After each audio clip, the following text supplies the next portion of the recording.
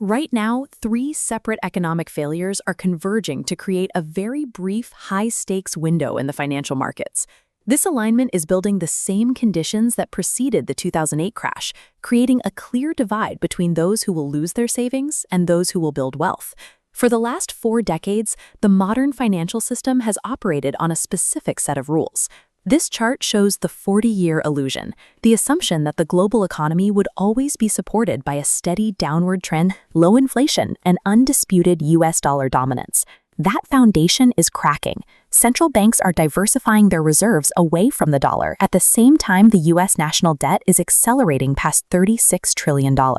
Since the early 1980s, investment portfolios have been built on the expectation of falling rates and dollar strength. Today, both of those pillars are moving in the opposite direction, leaving traditional retirement strategies exposed to a landscape they were never designed to survive. To see where the first break will happen, we must look deep inside the corporate bond market at a metric known as credit spread inversion. In a healthy market, companies with poor credit ratings must pay significantly higher rates than stable companies to attract lenders. This extra interest is the compensation you receive for taking on the risk that the company might go bankrupt. Currently, that compensation has disappeared. The gap between the riskiest junk bonds and safe treasuries has collapsed to 6.8.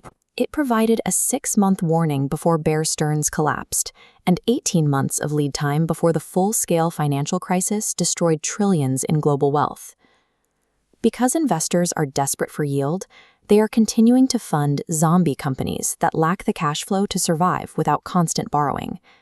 This has created a corporate market detached from the reality of its own risk. The U.S. Treasury is entering a period where its mandatory obligations and interest payments are beginning to consume the majority of federal revenue. This chart shows that interest expense on the debt has officially crossed above the entire national defense budget.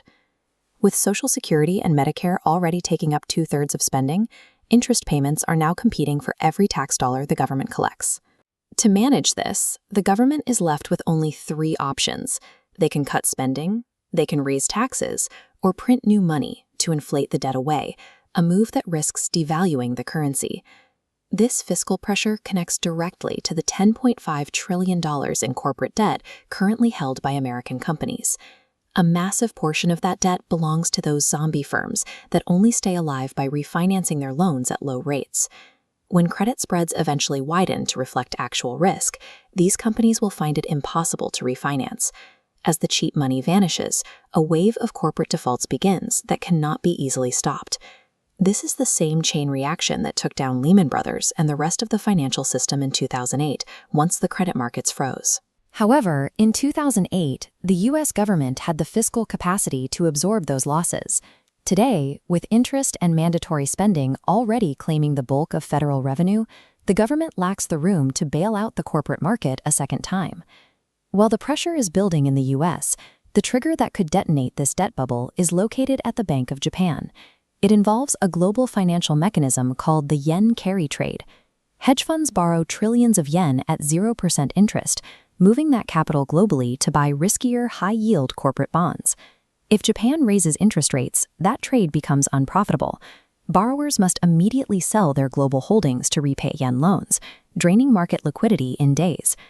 Market volatility in August 2024 demonstrated this effect, showing how quickly assets are liquidated when Japan's borrowing costs shift even slightly.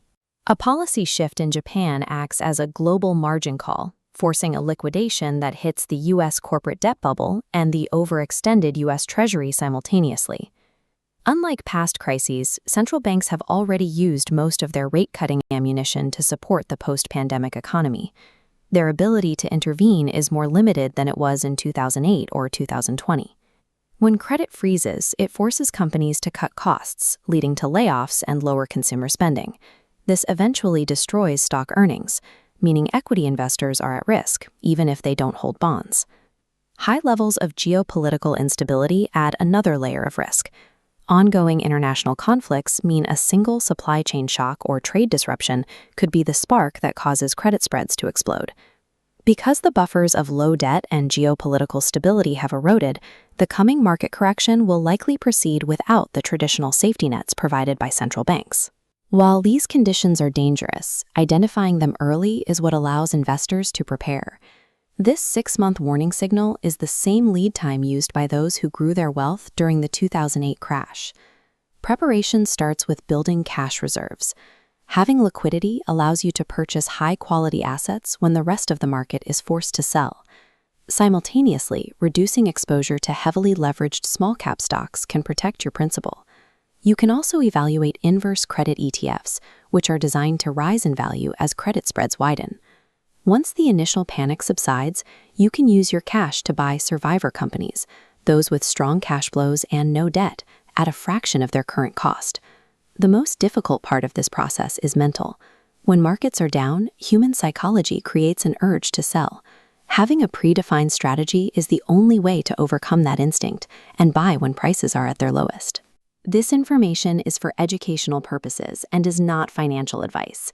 Please do your own research and consult a professional.